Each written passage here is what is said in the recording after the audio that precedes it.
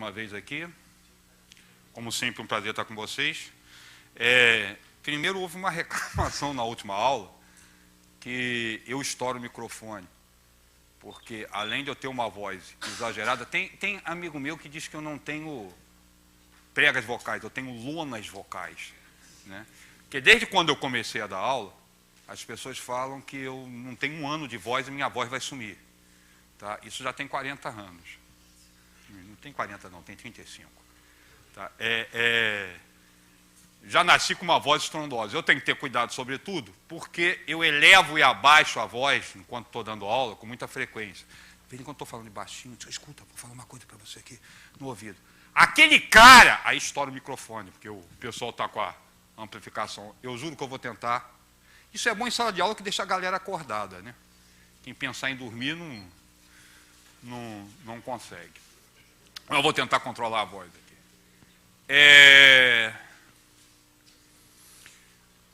Deixa eu falar uma coisinha aqui com vocês. Acredito que todos nós, professores, acredito não, tenho certeza, nós vivemos de livros. Tá? Livro na minha casa, como na casa de praticamente todos aqui, é um objeto sagrado. A ponto de, eu me lembro de ter batido é dar um tapa, né? Não precisa ficar preocupado que eu não bato em filho, não, tá? Eu bati no meu filho 3 vezes, dar um tapa na mão, um pescoção.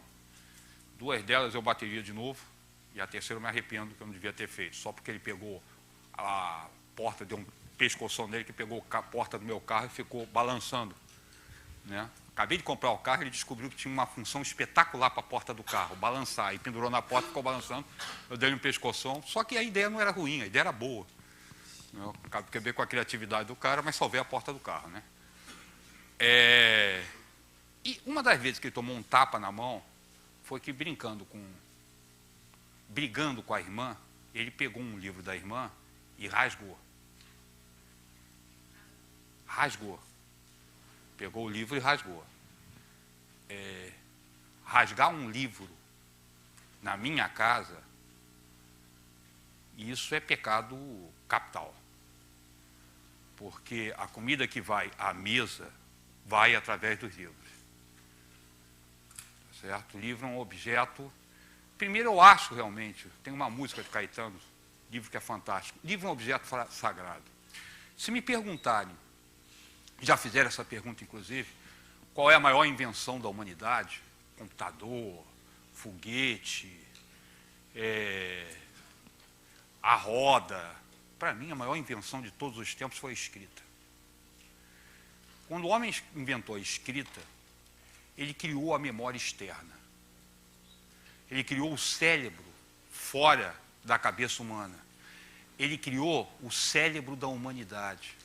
Ele registrou direto, de uma geração para outra, o que se criava. Escrever foi um passo espetacular. Diga-se passagem, que existe inclusive estudo de que o ato de escrever tenha surgido direto de registros matemáticos, tá? A matemática é uma produção escrita, nós já falamos disso. A necessidade de fazer registros matemáticos é um estudo, não significa que esteja comprovado. Dentro dessa ideia do livro, por que eu estou falando para vocês? Porque qualquer professor tem alguns livros, qualquer pessoa ligada à matemática, em especial professor, tem alguns livros que ele não pode não saber que existe. Você pode não ter lido, porque tem alguns livros que são históricos, e um deles é esse, que não é um livro simples de ler. É um livro que você teria que debruçar sobre ele para estudar. Eu estou falando do livro que talvez seja o que mais me deu emoção de comprar. Ligaram para mim, dizendo que tinha sido lançado em português, com tradução direto do grego. O livro, Os Elementos de Euclides, que é a minha preocupação, discutir com vocês hoje esse livro, para a gente ter uma ideia. Esse livro foi editado em português, não tem muito tempo. Tradução direta. Deixa eu dizer uma coisa, tá? Tem mais de 1000 edições desse livro no mundo. Esse livro foi escrito no século III a.C. tá? Por Euclides, tá? Ele é a base da matemática que nós conhecemos. Tá? Livros fundamentais da humanidade se basearam no que esse cara fez nesse livro. Tá? Como princípio de filosofia, princípio de matemática e filosofia da natureza de Newton.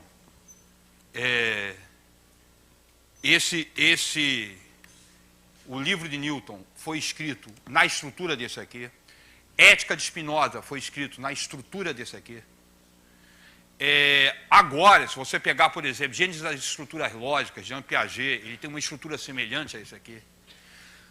Quando você pensa, por exemplo, no Renascimento, o que se buscava no Renascimento, recuperação dos padrões gregos, o padrão grego em termos de construção de verdade era isso aqui. Quando me ligaram e disseram os elementos de Euclides, foi lançado em português, com tradução direta do grego, feita por Irineu Bicudo, de São Paulo, da USP, eu passei o dia atrás desse livro no Rio de Janeiro e consegui comprar. Ele não é difícil de achar. Tá? Irineu Bicudo fez uma coisa que merece ser destacado no livro. Essa tradução especial. Porque ele não traduziu somente os elementos de Euclides. Porque quando você traduz um livro técnico, normalmente você peca pelo estilo, pode pecar pelo estilo, mas mantém a objetividade. Uma vez eu li, inclusive, que são as duas formas diferentes de fazer uma tradução. Quando você traduz um livro literário, você mantém o estilo, mesmo que isso prejudique a objetividade do texto. Quando você traduz um livro científico, você mantém a objetividade, mesmo que isso prejudique o estilo do texto. Irineu Bicudo, não. Ele passa 10 anos estudando grego clássico para fazer a tradução direto do grego, tá? E faz a tradução de forma primorosa, tentando manter o máximo possível o que é a apresentação de 2.300 anos atrás. Tá? Esse foi o livro, um dos livros que mais me emocionou quando eu consegui comprar. Tá? No que se baseia? Primeiro tem uma coisa. Eu vou tentar seguir, inclusive, eu escrevi no quadro, por dois motivos, manter ganhar tempo, que eu não vou conseguir desenhar, vai perder a aula inteira desenhando. Eu vou chegar com vocês são 13 livros, são os 13 papiros, são 13 livros. A última demonstração do livro primeiro de Euclides é o Teorema de Pitágoras. O que nós vamos fazer aqui é apresentar a demonstração, não vou apresentar como está no livro, porque a leitura da demonstração dá para entender, mas está distante do que a gente faz hoje. Tá legal? Vou seguir o raciocínio dele, não a forma que ele apresentou. Tá? Mas eu mantive exatamente a forma com que está escrito no livro, por isso eu escrevi previamente as proposições 37, 35, 47, que é a demonstração do Teorema de Pitágoras. Primeiro vamos dizer o que é esse livro, o que tem de tão importante? Esse livro cria a primeira ideia do método axiomático dedutivo. Vou falar rápido nessa brincadeira, porque senão a gente não consegue discutir o Teorema de Pitágoras. O que eu vou falar agora não está exatamente nesse livro, tá? Porque esse livro ele faz definições, ele não parte de elementos primitivos. Vocês devem saber que ponto reto e plano não tem definição. Mas ele não tem definição, são estruturas de elementos primitivos, não nesse livro, mas num outro, que é outra obra-prima fantástica, que é esse aqui. Esse eu não achei no Brasil. Tá? Esse aqui eu mandei vir da Gradiva, em Portugal. Tá? Esse aqui são Fundamentos de Geometria, de David Hilbert. Essa é a base axiomática que nós usamos hoje.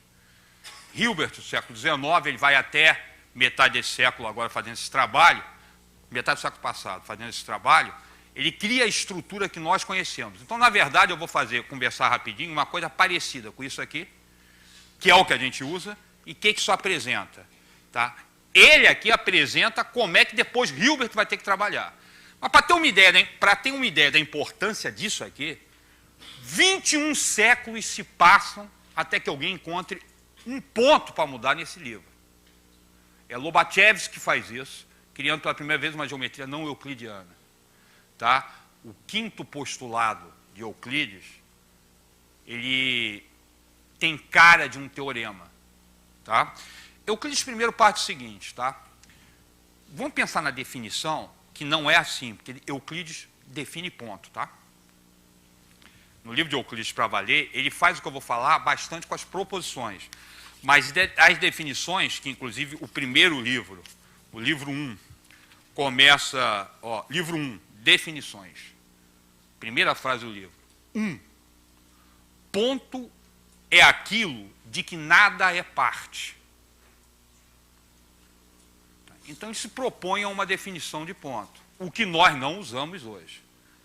Tá? Isso aqui é a obra de 2.300 anos atrás. Mas imagina, não estou preocupado, por enquanto, estou preocupado com a estrutura que o livro apresenta. Imagina que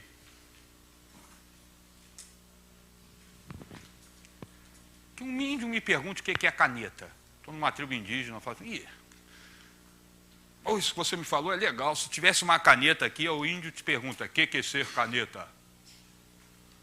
O que você responde para o cara? Caneta é o objeto que a gente usa para escrever. Quando o índio vê um lápis, ele vai dizer que o lápis é caneta. Não, mas é um objeto que a gente usa para escrever com tinta.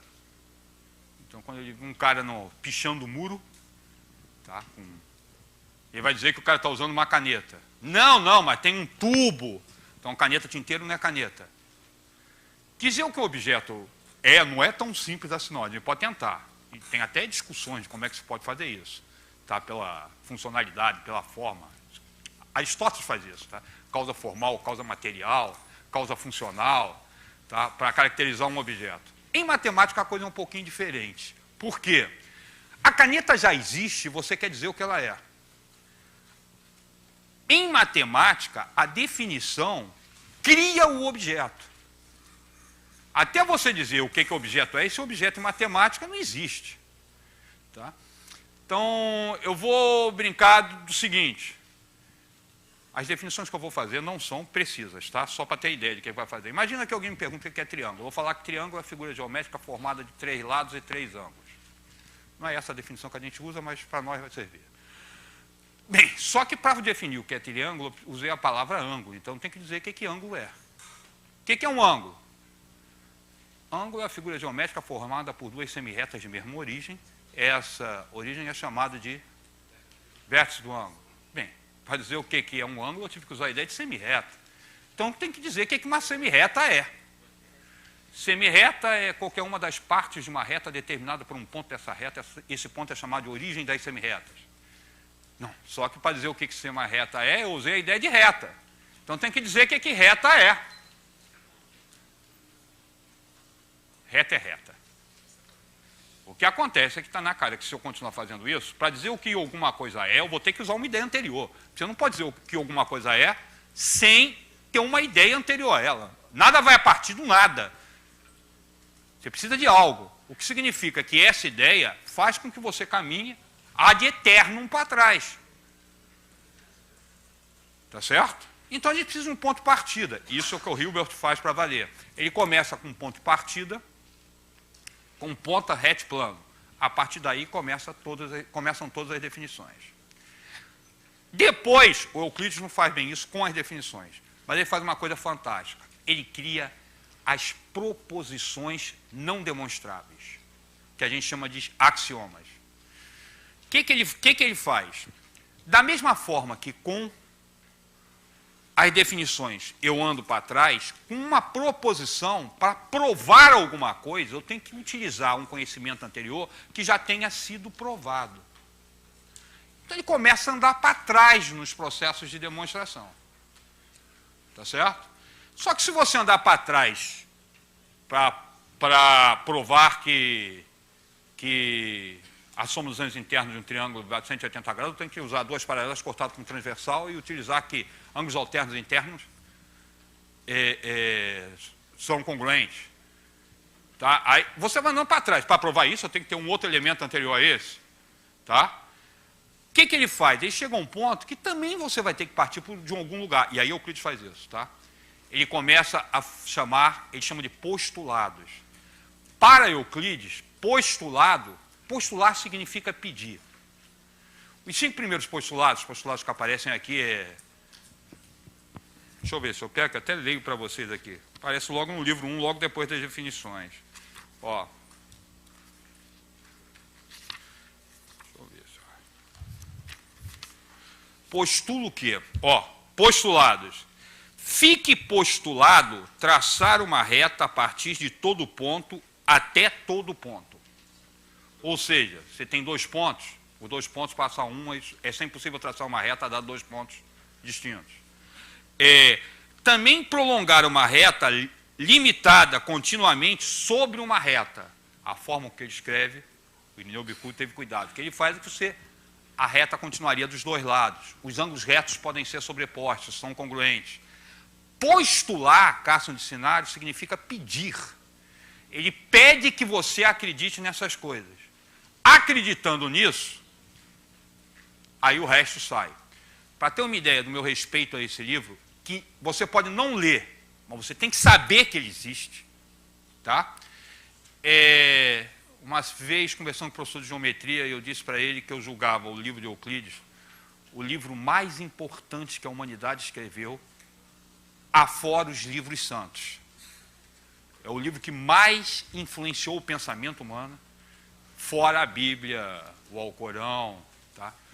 Esse professor de geometria disse: Ledo, você está errado. Nem os livros santos chegaram a isso. A parte da discussão, tá? A importância do livro é inquestionável. No livro 1, tem 2... Eu escrevi, eu coloquei algumas coisas aqui no quadro, eu vou para lá, para a gente discutir. A última proposição do livro 1 é a proposição 47. Ele vai caminhando em uma proposição. Se você tiver que usar alguma coisa numa proposição para demonstrar que aquilo é verdadeiro, em algum lugar anterior, essa coisa já foi demonstrada. Tá legal? Ele caminha dessa forma até chegar à proposição 47, que é a última proposição do livro 1 de Euclides.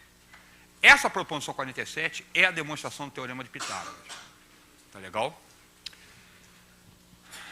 Então, olha só, para demonstrar o Teorema de Pitágoras, nós vamos ter que usar essa proposição aqui.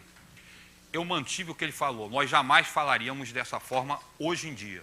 O Teorema de Pitágoras está enunciado ali de forma que nós não usamos aquilo. Tá? Eu estou falando de um livro que é uma obra de arte. Tá? Não para ser usado dessa forma numa sala de aula. Vale para nós aqui. Ele diz o seguinte: os triângulos que estão sobre a mesma base e nas mesmas paralelas são iguais entre si. Primeiro vamos ver o que Euclides chama de iguais. Iguais significa que tem a mesma área. Nós não usaríamos essa expressão hoje. Tá? Inclusive porque área para a gente é um número. Para Euclides, não. Área é construir um quadrado, obter a área de uma figura, é construir um quadrado cuja área seja igual à área da figura dada. Por isso a expressão quadrar um círculo. O que é a quadratura do círculo? É construir, conseguir construir com régua e compasso, porque toda a geometria de Euclides é uma geometria de régua e compasso. Ele usa, inclusive tem proposições dele, que a proposição é como se constrói um triângulo equilátero. É a primeira proposição. Tá? Primeira proposição. É uma construção de régua e compasso. Então, quando ele fala assim, obter a área, tá? Na verdade, que a gente chamaria de obter a área, que acho que nem essa expressão ele usa, é obter um quadrado cuja área seja igual à área da figura dada. E figuras são iguais, para ele, quando tem a mesma área. Tá? Então, quando ele diz assim, ó, os triângulos que estão sobre a mesma base e nas mesmas paralelas são iguais entre si, têm a mesma área. Para nós seria isso extremamente simples de provar a partir das fórmulas que a gente tem. Se tem a mesma base e o vértice está em paralelo, se tem a mesma base, tem a mesma altura. Se tem a mesma base, tem a mesma altura, a base vezes a altura dividido por 2, os dois vai dar a mesma coisa. Só que ele não faz isso. Ele não usa isso, essas fórmulas não existem. Ele nem poderia utilizar, porque para transformar área em número, a gente precisa de números reais. Tá? E nesse momento não existe, não está construindo ainda, não estão construindo ainda os números reais, o conjunto está montado. tá? Isso não significa que ele não use, tá? Existe uma ideia definida pela professora Tatiana, inclusive, que é errado a ideia de que o não conhecimento dos números reais travou a geometria grega, travou a matemática grega, tá? Ela declara, nos estudos que ela faz, que não é bem assim, não. Tá? Eles não precisavam do conhecimento dos reais. Na verdade, a gente só cria estruturas novas, coisas aparecem quando isso começa a ficar necessário. É necessário, paga-se, monta-se, manda aqui para o INPA para desenvolver um projeto novo, tem algo que não está funcionando. Então, faz pesquisa para descobrir. Tá? Quando não há necessidade. Tá, mas como é que ele fez? Ele fez o seguinte, ó. Esquece pontilhado. Triângulo aqui, triângulo aqui. Ele desenhou um paralelograma, outro paralelograma. Como esse paralelograma tem o dobro da área do triângulo ABC, e esse paralelograma aqui também tem o dobro da área do triângulo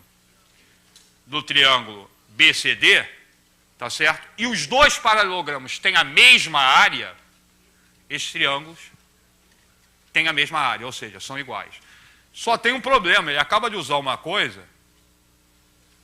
que tem que ser provada. Ele diz que esses dois paralelogramas têm a mesma área. Tem uma proporção anterior, que é a proporção 35, que me permite usar isso agora, que diz o seguinte: os paralelogramas que estão sobre a mesma base, nas mesmas paralelas, são iguais entre si. E aí a demonstração é bonitinha, tá? Não vou escrever, só economia de espaço. Para nós também seria óbvio, tá certo? Que seria base vezes a altura, que é a área do paralelograma. Os dois paralelogramas têm a mesma base, têm a mesma altura, têm a mesma área. Ele faz o seguinte: ele constrói com régua e compasso o tempo todo. Ele constrói com montagem e desmontagem de figuras. Então ele primeiro prova, que não é difícil, que esse triângulo aqui... Deixa eu pegar o giz de outra cor, porque o amarelo não ficou muito bom aqui não. Esse triângulo aqui, ó.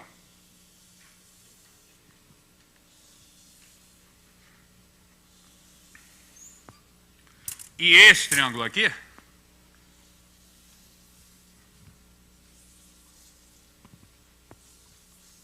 são iguais, na verdade são congruentes, tá? Ou seja, eles têm a mesma área. Por quê? Não é difícil. Isso e esse paralelograma, AD e BC, têm a mesma medida. AF e BC têm a mesma medida. Por quê? São lados opostos do paralelograma. Tá certo? O que significa que, por transitividade, AD e EF têm a mesma medida. Tá certo? Se eles têm a mesma medida, pega AD e inclui DE. Eu fiquei com esse pedaço. Pega EF e inclui DE. Eu fiquei com esse aqui, DF. O que significa que AE tem a mesma medida que DF. Tá certo? Da mesma forma, eu posso concluir que AB tem a mesma medida que CD. Por quê? São lados opostos no paralelograma. O que significa que AD e AE são congruentes, AB e CD são congruentes. E, agora dá para usar o amarelinho, esse ângulo e esse têm a mesma medida. Lado, ângulo, lado. Os dois triângulos são congruentes. Tá certo? Se os dois triângulos são congruentes, agora Euclides faz o seguinte: tira fora esse triângulo aqui, apaga. Tira ele fora. Vou apagar mesmo. Ó. Tira fora esse triângulo. Apagar e deixar só clarinho. Se eu tirar fora esse triângulozinho aqui, eu tirei o mesmo triângulo de BAE e de CDF. Eu tirei a mesma parte dos triângulos que eram congruentes. O que significa que esse trapézio aqui, ó, ADGB, tem a mesma área que esse trapézio, EGCF. Tá certo? Aí o que ele faz? Ele pega nesses trapézios e inclui esse triângulo. Como ele incluiu coisa igual nas duas figuras que tinham a mesma área, o paralelograma ADCB fica com a mesma área que o paralelograma EFCB. Tá? Para nós seria mais fácil por causa de fórmulas. Mas ele faz um trabalho que é belíssimo de montagem e desmontagem de figura o tempo todo, porque ele trabalha com régua e compasso. Bem, sabendo que paralelogramas construídos na mesma base, um lado comum, em paralelas, como está aqui, eles têm a mesma área, agora esses triângulos têm a mesma área, que são metades de paralelogramas. Tá legal? Proposição 37, continua uma série de proposições até chegar a 47. Na 47 é o teorema de Pitágoras. Ele diz, nos triângulos retângulos, o quadrado sobre o lado que se estende sob o ângulo reto, deixa eu colocar isso sozinho mais para lá, sobre o ângulo reto, é igual aos quadrados sobre os lados que contêm o ângulo reto. O quadrado da hipotenusa é igual à soma dos quadrados dos catetos. O que ele vai propor, por mudança, por corte, muda a posição da figura, reconstrói, redesenha, ele vai provar que ele pode obter essa área aqui embaixo, área do quadrado BCED, a partir das áreas desses dois. Ou seja, na verdade, ele constrói um quadrado cuja área é igual à soma das áreas desses dois. Tá? Ele não usa assim a palavra área. Tá? Área para Euclides é montar um quadrado. Tá certo? É montar um quadrado com régua e compasso que tem a área que você está procurando.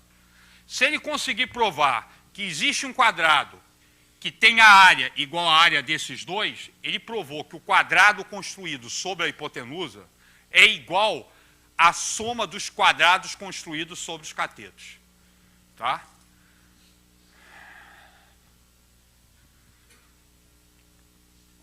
Vamos lá. Só que agora vamos tentar fazer a demonstração com mais carinho. Vamos junto comigo. Eu vou dizer o que eu quero fazer.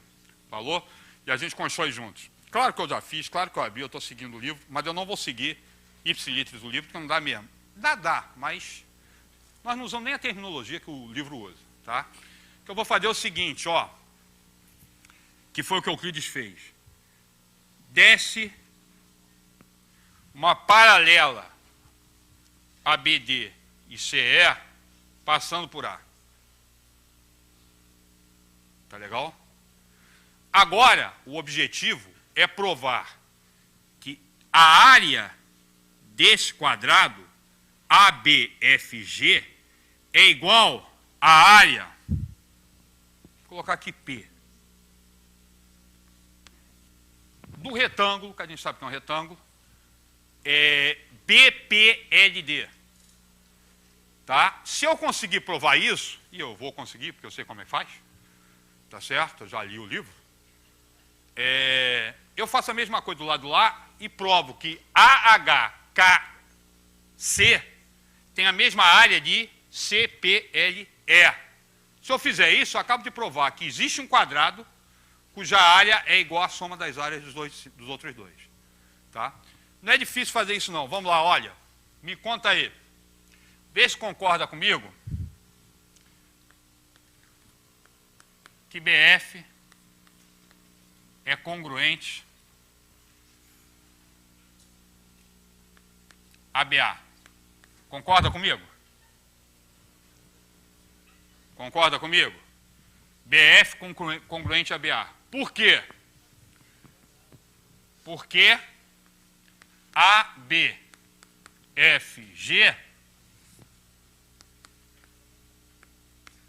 é quadrado.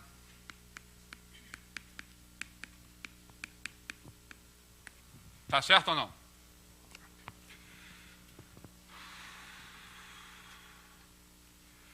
Vê se concorda comigo que BC é congruente, BC é congruente a BD. BC é congruente a BD? É. Por quê? BCED é quadrado.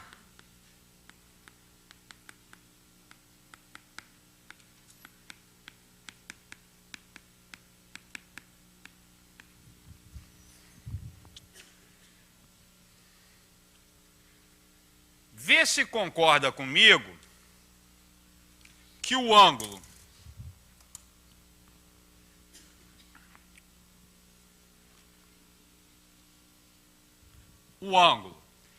FBC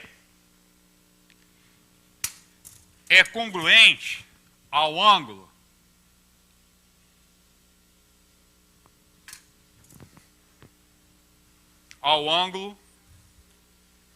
ABD.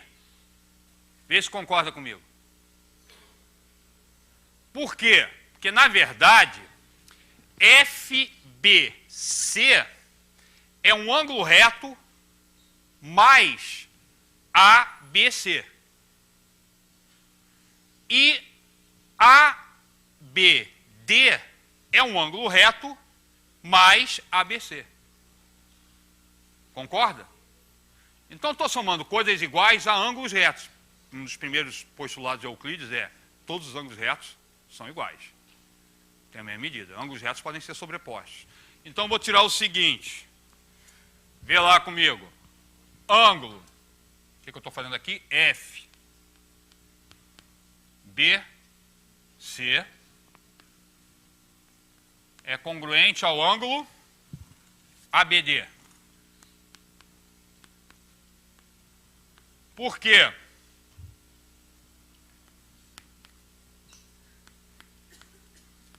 Ângulo reto mais ABC. Todos os dois. Tá certo? Agora, olha só. Se esse é igual a esse é igual a esse, e os ângulos são iguais, o triângulo FBC é congruente ao triângulo ABD. Por quê? Lado, ângulo, lado. Concorda ou não? Não, era para ver se você estava prestando atenção. Valeu. Tinha um professor meu, e eu usava isso com frequência, que é, professor não erra. Professor se engana. Tá? E quando se engana, a culpa é do aluno. Olha lá. Tá legal ou não? Tá? Na verdade, eu acabo de provar que esse triângulo aqui e esse triângulo aqui são congruentes, portanto é a mesma área. Agora eu vou fazer o seguinte. Vou pegar um vermelhinho aqui. Ó.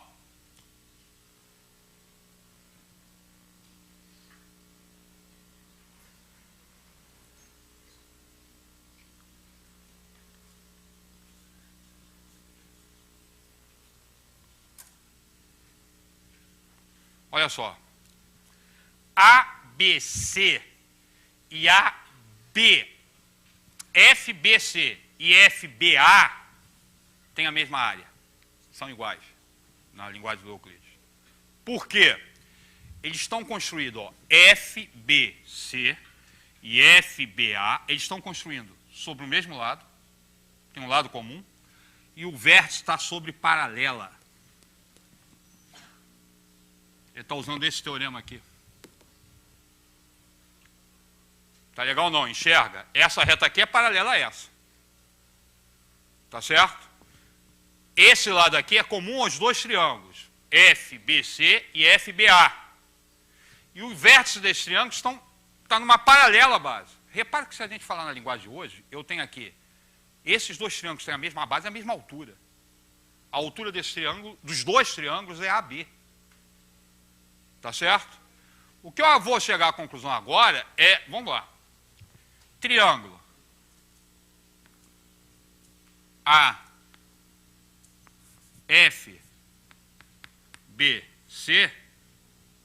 FBC tem a mesma área do triângulo. Qual é o triângulo? FBA.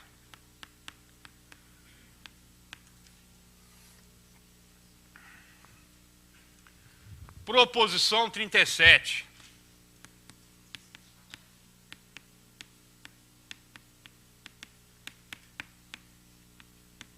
Proposição 37. Pela proposição 37, eu chego a essa conclusão. Tá certo? Agora,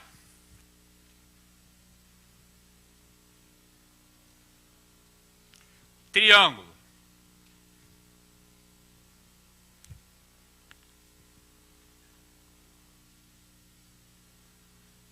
FBA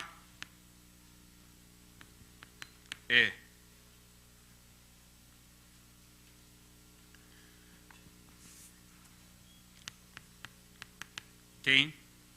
Vou escrever isso não. Estou com medo de acabar o quadro e ter que apagar a figura lá. O que eu vou fazer é o seguinte. Vou pegar agora nesse de cá e provar o seguinte. Ó. Mesmo raciocínio que eu fiz em cima, eu vou fazer agora aqui. Para esse triângulo. Repare que o triângulo ABD e o triângulo PBD têm áreas iguais. É o mesmo motivo. Os dois são construídos sobre BD e o outro vértice está numa paralela, porque AL foi construído como paralela a esse de cá. Então, de novo, pela proposição 37, ABD tem a mesma área de PBD. Concorda ou não? Pela proposição 37. Mesma base e os dois triângulos são construídos vértice. Está numa paralela. Na nossa linguagem de hoje, esses dois triângulos têm a mesma base e a mesma altura. A altura deles é BP. Tá legal? Então posso escrever triângulo, triângulo, triângulo ABD tem a mesma área do triângulo qual? PDL, não? PDL.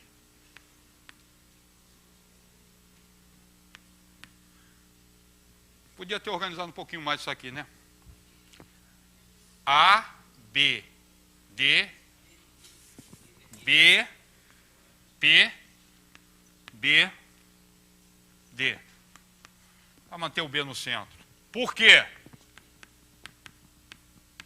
Proposição 37. Escrevi certo? Deixa eu ver aqui. P, B, D. Isso mesmo. Tá certo? Agora presta atenção. Não vou continuar fazendo, dava para escrever mais umas duas linhas, mas eu vou pular. Tá? Eu vou escrever o seguinte, vê se concorda comigo.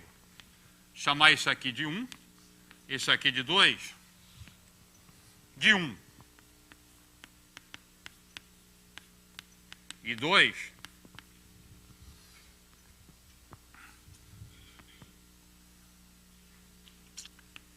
A, B, F, G tem a mesma área,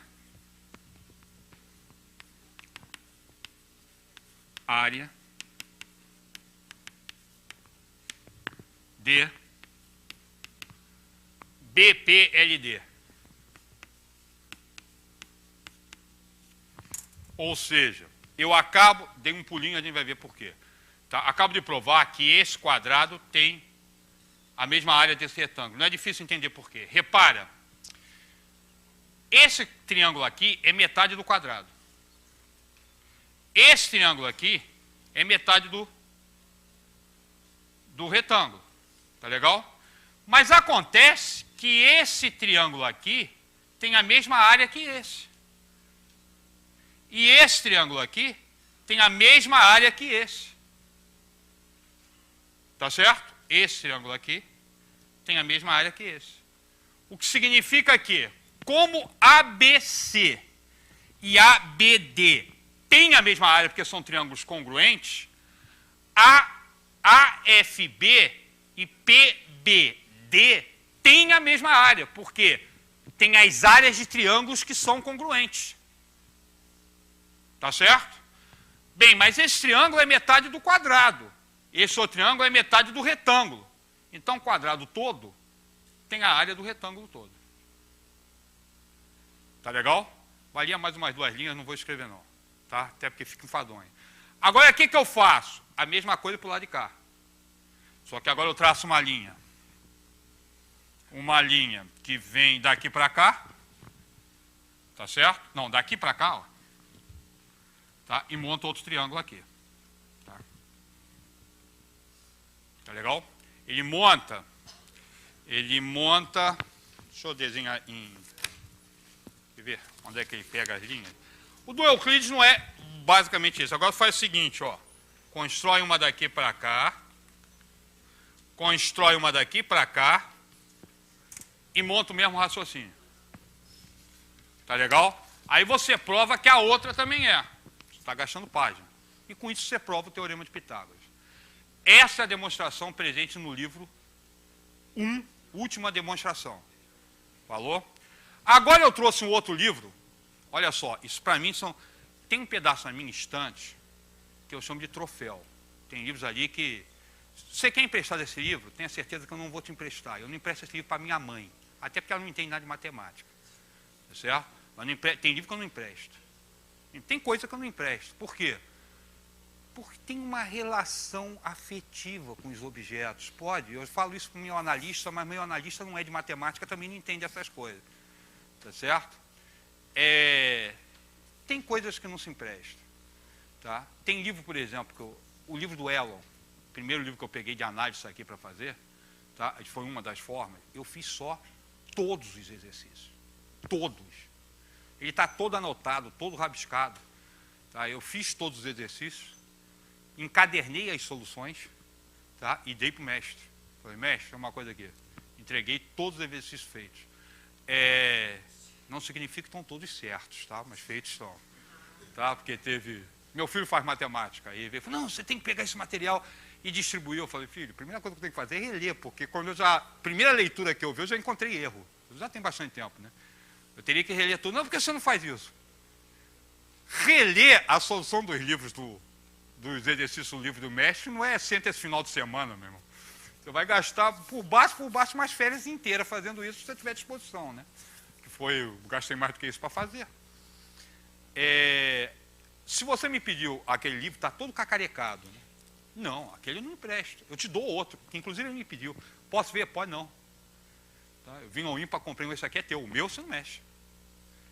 Por quê? Porque está anotado, cheio de marcas. Quem sabe se um dia alguém pega aquele livro e vê uma anotação que seja importante num canto, né? Olha eu querendo brincar de Fermat. Olha só, quem me dera, tadinho de mim. Olha só, esses livros que são, alguns são relações pessoais, outras são troféus, cara. E não são só de matemática. Esse aqui está na parte dos troféus, esse está na parte do troféu. Eu tenho a origem das espécies, tá? Que está na parte dos troféus. Eu tenho algumas edições históricas que me dão de presente, tá? Como Raízes do Brasil, está na parte do troféu, não pode mexer. Tá certo? São livros importantíssimos. Alguns mudaram, para mim são emocionantes mesmo, mudaram a forma da humanidade pensar. Um deles esse. Outros são livros bem feitos, importantes, tá? Não chega a estar na parte do troféu, não tem o mesmo padrão, mas são livros bons e interessantes de ter. Um deles é esse.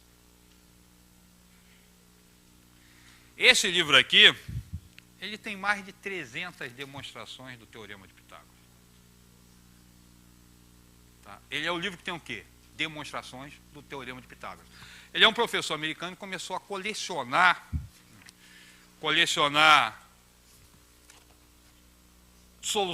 demonstrações do Teorema de Pitágoras. Aí publicou o primeiro livro, se não me engano, foi na década de 20 que ele publicou o primeiro livro. Tá? Ele está... Ter uma ideia, está escrito como máquina de datilografar. Não sei se alguém lembra que isso existia um dia na vida. Não é editado, mas tem mais de 300 demonstrações do Teorema de Pitágoras. Ele separa em demonstrações algébricas, demonstrações... Na verdade, se você der uma pesquisado direitinho, boa parte das demonstrações são ligeiras alterações de uma para outra. Tá? Mas, sem dúvida nenhuma, o Teorema de Pitágoras foi demonstrado não sei quantas vezes. Tá? E diga-se de passagem que não há registro da demonstração do Teorema de Pitágoras por Pitágoras. Tá? Se ele demonstrou, não se sabe como. Tá? Diga-se também de passagem que a ideia de demonstração, para valer, está aqui, né? No Euclides. Pitágoras é anterior a Euclides. O que Pitágoras tem para valer, e aí é uma série de trabalho sério que tem registro, ele trabalha com os ternos pitagóricos, os números inteiros que obedecem à relação do triângulo retângulo. Tá? Ah, pediram? Aí. Deixa eu falar, até porque o pessoal queira saber, os elementos de Euclides, produção brasileira, você compra em qualquer livraria decente. Tá, não é. Se você compra, e ele é um livro, não é, e também não é caro assim. Uma obra desse porte, ele não é caro assim. É uma produção, é uma peça, obra de arte. Tá? Agora, fundamentos de geometria, eu não encontrei aqui. Tá? Eu tive que mandar vir de Portugal, Gradiva, que veio. E esse aqui veio dos Estados Unidos. Tá? Tem uma coisa de ruim quando você começa ruim entre aspas, né? A entrar muito nos estudos das coisas, chega a um ponto que você não acha mais o que você quer, né? Começa a ter muita dor de cabeça. Se eu desejar ler elementos de Euclides, no grego, eu quero ver achar onde é que eu vou.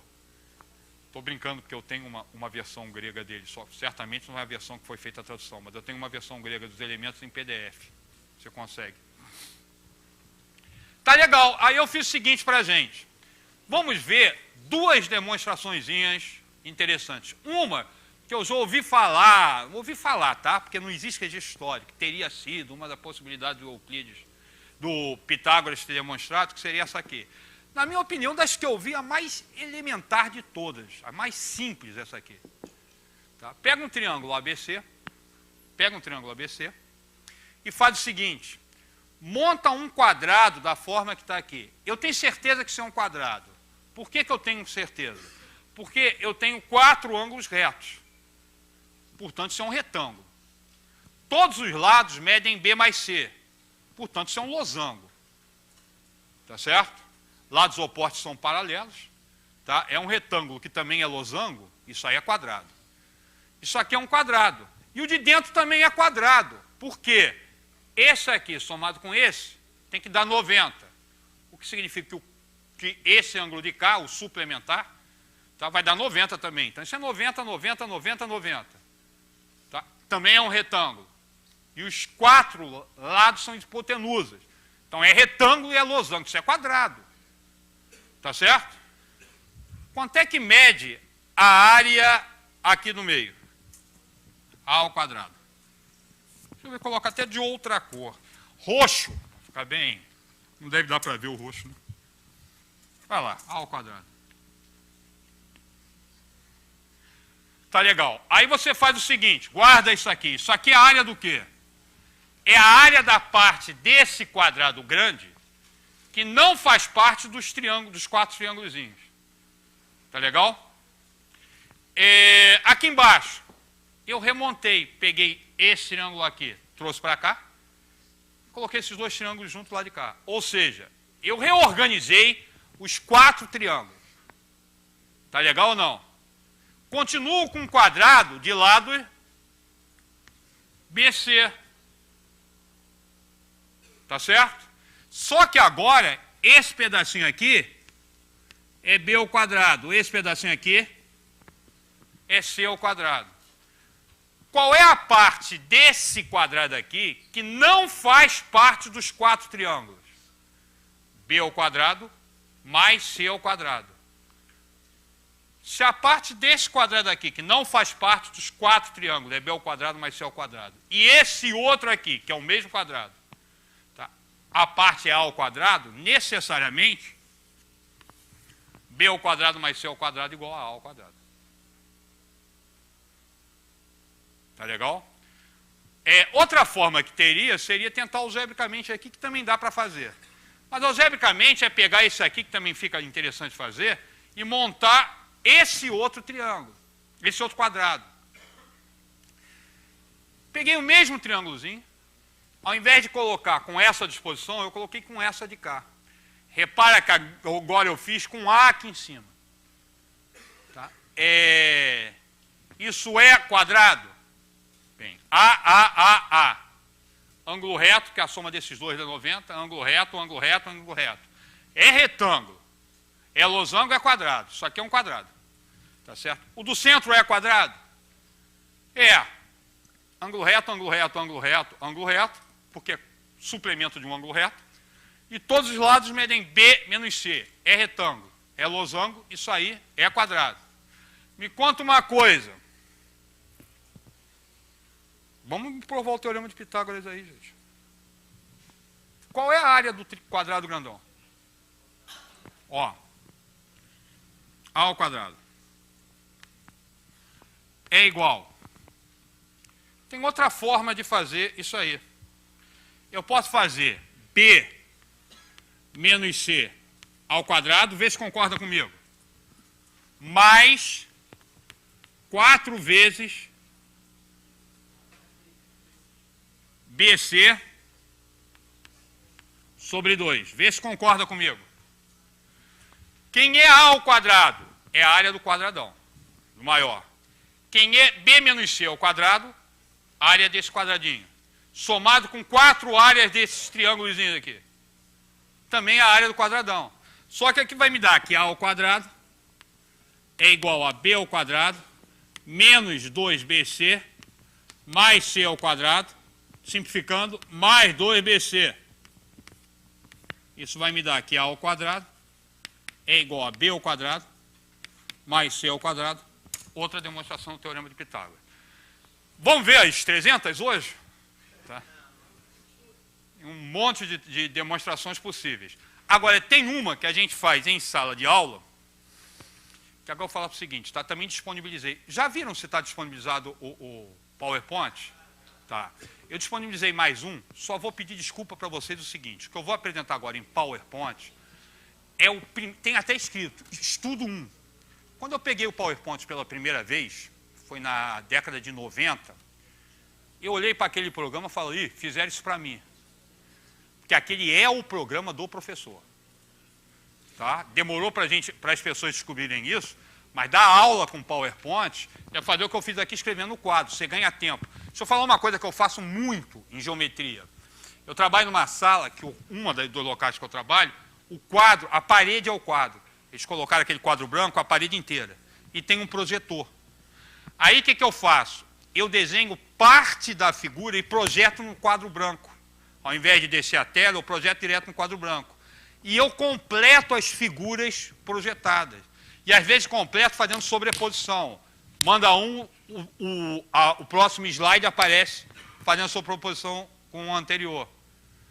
Tá?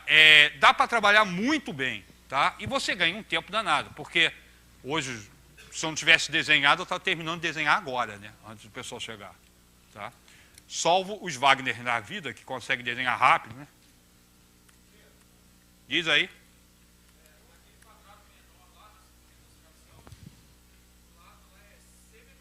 Opa! Tem toda a razão. O colega está chamando a atenção aqui de mais um ponto que eu deixei para o pessoal prestar atenção, tá vendo? Isso aqui, na verdade, é C menos B. Tá legal ou não? Embaixo eu não preciso trocar. Não é isso? Valeu. Valeu. É C menos B. O que eu estou falando do PowerPoint é o seguinte, isso que eu vou mostrar para vocês agora, está escrito como estudo 1, tá? Na década de 90, primeiro eu passo o seguinte, a primeira coisa que eu fiz quando cheguei num computador foi entrar num cursinho. A segunda coisa que eu fiz foi sair do cursinho. Tá? Porque você entrava no curso de computação, falava assim, abre o Paint, desenhe um quadrado. Coloque um círculo amarelo dentro de um quadrado azul. Eu falei, para que eu quero fazer isso? Né? Acho que os cursos sempre tiveram essa mania. A primeira coisa que você vai perguntar, o que você quer fazer com o computador? Isso, então senta e vai fazer. E um cara ficar instruindo. Então, a primeira coisa que eu fui fazer é como é que eu consigo trabalhar com desenho no PowerPoint. Então, esse que eu vou apresentar para vocês, ele tem uma série de defeitos que eu não faria hoje. Ele está escrito como estudo 1 PP. Nós já não chamamos nem PPT, hoje eu chamo sempre PPT, mas chama PP, PowerPoint. O estudo 1, aí tem excesso de cores, tem uns sonzinhos irritantes, vocês podem usar à vontade, mas eu tirar, porque o que eu estava fazendo? Eu estava estudando a possibilidade de colocar som nessa porcaria. Então aparece blim, blim, tchou, aqueles sons que são próprios da máquina, para ver como é que eu trabalhava. Então isso era um estudo. Só que o estudo ficou legalzinho, tá? E acabei usando, tá? Mas uma das coisas que eu faço quando uso é tirar som, porque o som ficou muito nojentinho, tá? E ficou com excesso de cor. Essa demonstração é uma que a gente não consegue fugir da sala de aula, porque além de demonstrar o teorema de Pitágoras, saem as outras relações métricas no triângulo retângulo. Tá? Ele é automática, que é outra coisa que eu descobri, que era possível, fazer desenho animado, animando quadro a quadro o PowerPoint, tá? Que era um estudo que eu estava fazendo, e eu fiz alguns trabalhos desses. E 2, você poderia fazer o próprio PowerPoint da aula com você quieto. Ele vira sozinho. Tá? Aí. Você não toca a mão em nada, ele vai virando. E, inclusive, você pode impedir que alguém mexa. Tem um nome que dá. Tá? Eu vou falando aí, ó, triângulo, retângulo, aí eu vou identificando.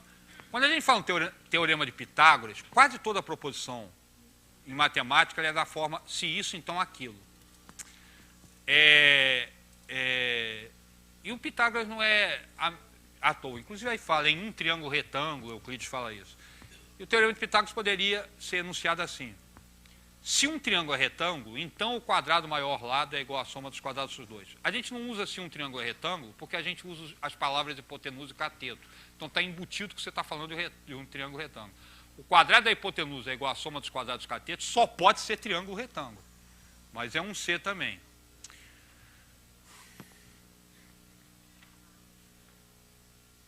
Olha lá que bonitinho, ó. Que horas são isso aí?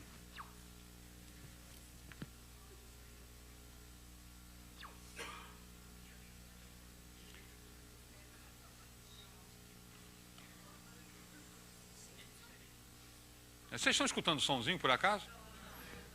Estou falando que você é nojentinho. Aí eu dou os nomes às coisas. Olha, está disponibilizada essa aqui para vocês também. Pode usar à vontade. Retira, muda a cor, tira som, tá? Faz o que quiser. Só me perdoa os exageros aqui por causa do dedinho apontando o que ou o que, porque eu estava fazendo testes para ver até onde eu podia ir com o PowerPoint. E tem umas jogadas interessantes, como por exemplo, isso que eu estou fazendo agora é no mesmo slide com sobreposições. Tá? Daqui a 2 minutos começa uma... 2 minutos não, daqui a meio minuto vai começar uma animação quadro a quadro. Se vocês estiverem aí, quando vocês abrirem, vocês vão ver. Eu vou redesenhando e mandando os slides mudarem sozinho de posição. Tá? Aí dá essa ilusão de que você está fazendo... Na verdade, você está fazendo um desenho animado. O único problema é que, um dos problemas é que a velocidade não é a mesma em todos os computadores. Tem uns computadores poderosos demais que você vai fazendo muito rápido, tá? E dificulta um pouco, tá? Agora, eu estou identificando a congruência desses triângulos. Ó. São 3 triângulos congruentes. Isso aí a gente faz em sala de aula, é a demonstração mais feita, tá? Agora eu fiz o seguinte, as letras que aparecem em vermelho, eu escrevo de novo uma caixa de texto em cima da letra que já está na figura, com outra cor, e manda a caixa aparecer e desaparecer. Então dá essa sensação de que eu estou, olha, vai sumir.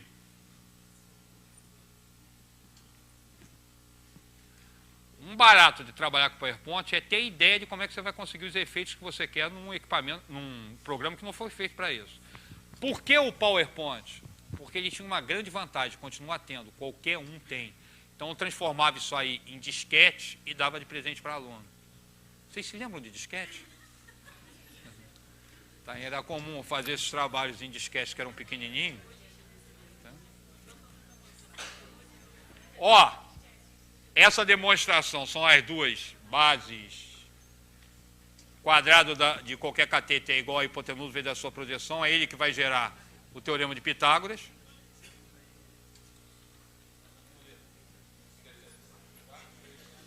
Hã? Tinha aquele grandão não cheguei a usar, não. Naquela época eu ainda estava assistindo Balão Mágico.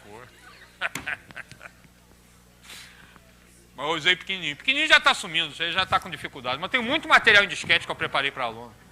Inclusive eu fiz um material que era de geometria, eu podia ter trazido para vocês, mas não era Pitágoras. Que tinha uma sequência de exercícios que o aluno tinha que responder e só se ele conseguisse chegar ao final, ele tinha acesso a um número que dava acesso a um arquivo oculto que gerava uma declaração, eu chamava de declaração de, como é que eu chamava? Neófito. Tá? Ele tinha que me entregar aquilo com o número dele para eu saber que ele fez todos os exercícios. Só que o tiro saiu pela culatra, tá? Porque a galera perdia mais tempo tentando quebrar o que eu fiz, quebrar a defesa, do que resolver os problemas de geometria. O barato era dar a volta no professor, né? Outra coisa importante é fazer isso que está aparecendo nesses slides agora, tá? Não se fixa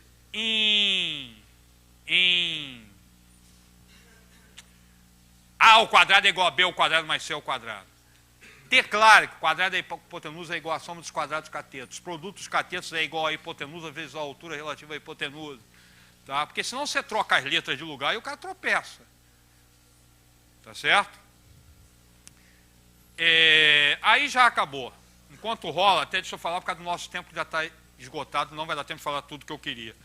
Fechei isso aí, agora eu quero falar com vocês, vou falar rapidinho. Deixa eu apagar aqui, enquanto termina lá, que já vai terminar. Porque senão não vai dar tempo, eu não vou estourar nosso tempo não, tá? Não vou provar, porque não dá mais tempo.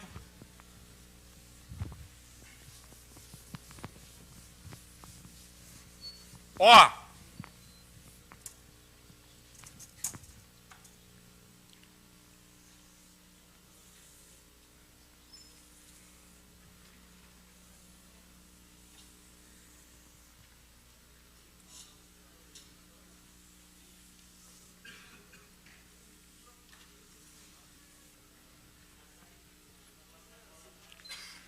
se você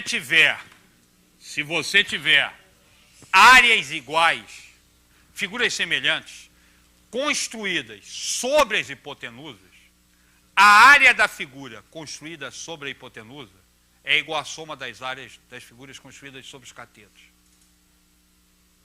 Entendeu o que eu falei? O teorema de Pitágoras, ele prova que a área do quadrado da hipotenusa, ou o quadrado da hipotenusa, é a soma dos quadrados catetos. Ou a área do quadrado construído sobre a hipotenusa é igual à soma das áreas dos quadrados construídos sobre os catetos. Isso é mais geral e aparece no livro de Euclides, lá na frente, tá? A área se você tem três figuras semelhantes, uma construída sobre a hipotenusa e as outras duas construídas sobre os catetos, a área da figura construída sobre a hipotenusa, não precisa ser quadrado, é igual à soma das áreas das outras duas figuras. Tenta fazer isso, que eu ia tentar fazer com vocês, mas não vai dar tempo. Tenta fazer isso, por exemplo, com circunferências. Semicircunferência. Constrói semicircunferência e vê que isso funciona. Tá? Isso é válido sempre. Por quê? Porque a área, se eu chamo isso aqui de Azão, isso de Bzão, isso de Czão, o que eu tenho é que Azão é igual a Bzão mais Czão. Porque a área é proporcional, áreas de figuras semelhantes são proporcionais aos quadrados de segmentos homólogos. Segmentos correspondentes. Essa área A é proporcional ao quadrado desse segmento. Essa área B é proporcional ao quadrado desse segmento. Essa área C é proporcional a esse. Ou seja, se eu chamo isso aqui de Azinho, isso aqui de Bzinho, isso aqui de Czinho, você vai chegar à conclusão que A está para A grande, assim como B está para A está para Bzinho ao quadrado, assim como Bzão está para Bzinho ao quadrado, falando besteira aqui. A está para Azinho ao quadrado, assim como B está para Bzinho ao quadrado, assim como C está para Czinho ao quadrado. A partir daqui você prova que esses dois são assim como B mais C está para B ao quadrado mais C ao quadrado. Você consegue tirar isso? Eu ia fazer essa demonstração para vocês, não vai dar tempo. Tá legal? Mas dá para fazer isso. Isso é válido. Outra coisa interessante de se observar é o seguinte. Existe uma expansão para o teorema de Pitágoras quando montado em terceira dimensão. Se isso aqui é Dzão, diagonal A, B, C, diagonal do bloco ao quadrado,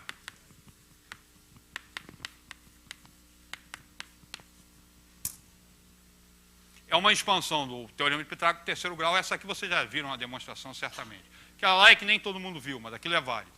Vou fechar nossa brincadeira com o seguinte. Nós já estamos em cima, tem 6 minutos. Pedi 6 minutos para vocês. Vocês sabem que eu estudei aqui. Estudei não, vivo dentro desse instituto há um tempão. Tá? E uma das coisas que eu faço aqui, chegou inclusive, a Maria uma vez me proibiu de assistir os cursos, sabia? Maria é a responsável pela administração. Eu vinha, todo curso eu estava aqui. Tinha curso com os mestres, eu aparecia. Aí eu já tinha estourado, eu tinha feito todos os cursos e continuava fazendo. Aí eu falei, cara, você quer fazer o favor de parar de aparecer e dar lugar para os outros? Aí eu fui falar com o mestre. Mestre, a Maria não quer mais que eu faça curso. Ele me arranjou, vai assistir como ouvinte. Aí eu ficava lá assistindo, porque eu já tinha feito os cursos todos que tinha que fazer.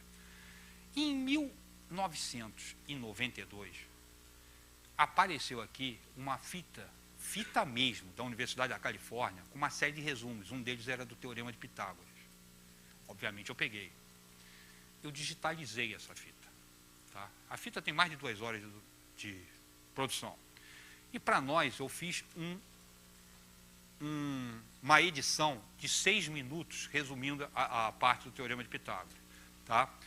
Não vou disponibilizar, porque eu não tenho autorização para apresentar, quanto mais material editado. Eu vou usar aqui, porque eles me dão autorização para usar, eles dizem, mas não disseram, não está escrito em lugar nenhum, que eu posso utilizar esse material reeditado.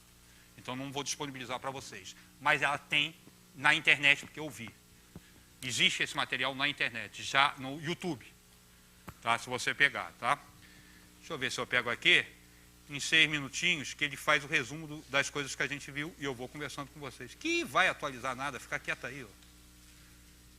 Mania que esses computadores têm de atualizar, né? É esse aqui, ó. Acho que tem que aumentar, né? Aí precisa de som. Tem som aí? Pro pessoal? Eu posso voltar? Não? Não, deixa só o somzinho. Eu estou falando besteira que precisa de som, porque tem música, porque essa porcaria é em inglês. Porcaria, sabe? Não foi traduzido, ele é da Universidade da Califórnia, não dá muito para...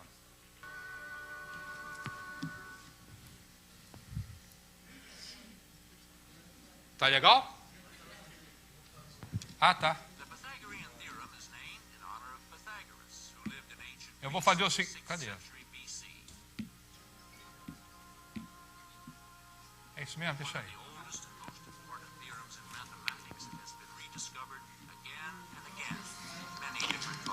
Espera que eu vou voltar ele um pouquinho. Deixa eu voltar. Olha só, a gente fecha aqui. Eu vou comentando, tá? Porque o material está em inglês e está editado.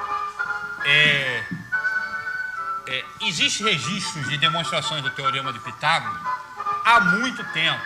Existe registro de demonstração de tratamento, vamos dizer assim, do Teorema de Pitágoras. Por exemplo, aqui vai aparecer alguns, eu vou parando aqui e falando com vocês. Deixa aqui que eu consigo parar, tá? Ó. Vai aparecer aí uma imagem, desenho a pico de pena de Pitágoras. Obviamente, ninguém sabe como é que era a cara de Pitágoras, né? The Pythagorean theorem is named in honor of Pythagoras, who lived in ancient Greece in the 6th century. É uma referência a Pitágoras. E esse, ó, isso aí é semelhante a isso. Isso aí é uma demonstração chinesa, ó. Ó. A anterior é chinesa, essa aí, repara o tipo de letra que está aqui, ó. E é alguma coisa parecida com Euclides. Repara uma coisa, esse livro dos elementos de Euclides, o barato dessa edição nossa, que foi traduzida direto do grego. Mas os acessos que a gente tem são acessos a traduções do latim, do grego para o árabe, tá?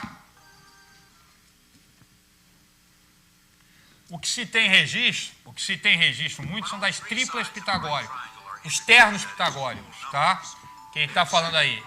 Inclusive, Pitágoras tem trabalho com isso para valer, tá?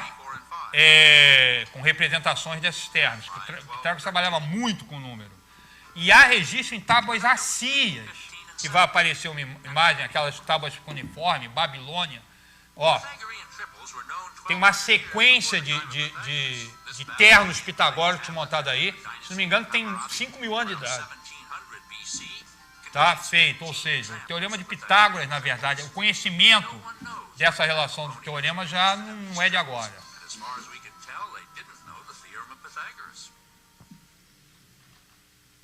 Prova chinesa, também velhinha. É aquela que aparece lá no início. Tem só 6 minutos, gente. Já libero vocês rapidinho. Já tá faltando uns 4 minutinhos. Daqui a pouco vai aparecer rapidinho a demonstração que o mestre Wagner considera a mais bonita de todas. Essa aí é que a gente fez aí. A ideia minha era usar isso aí como resumo da aula. Olha lá.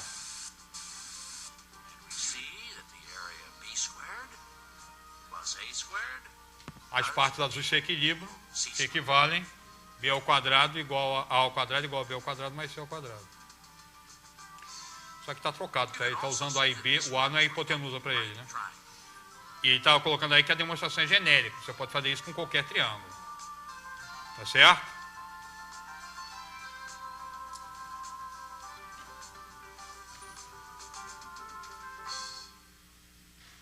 Prova de Euclides. A prova de Euclides é a que a gente fez hoje. Tá? Claro que essa prova é dinâmica, mas repara, ele vai, na verdade, apresentar a prova nesse vídeo e uma variação ligeira da prova. Tá? É o que a gente fez, ó. Mostrou que o verde e o roxo iguais a partir de metade deles. Tá? Ó. E a partir da proposição que foi apagada. Ó.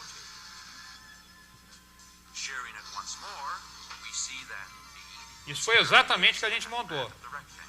Tá certo? Montando que metade de um quadrado correspondia a metade do retângulo. Olha lá.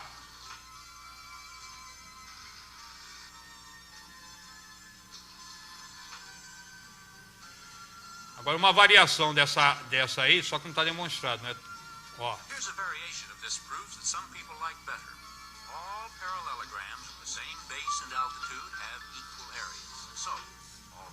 Ao invés de trabalhar com metade, são essas pequenas variações que aparecem muito nesse livro com as 300 demonstrações.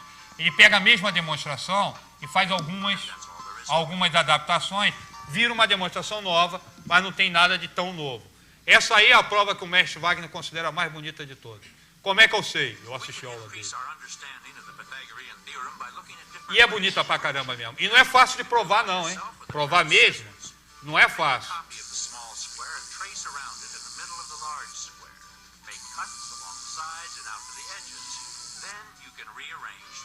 Se não me engano, ele é do século XIX. Olha lá. É uma reconstrução, uma montagem, tá? Muito bonitinha. Tá? Aí é o que eu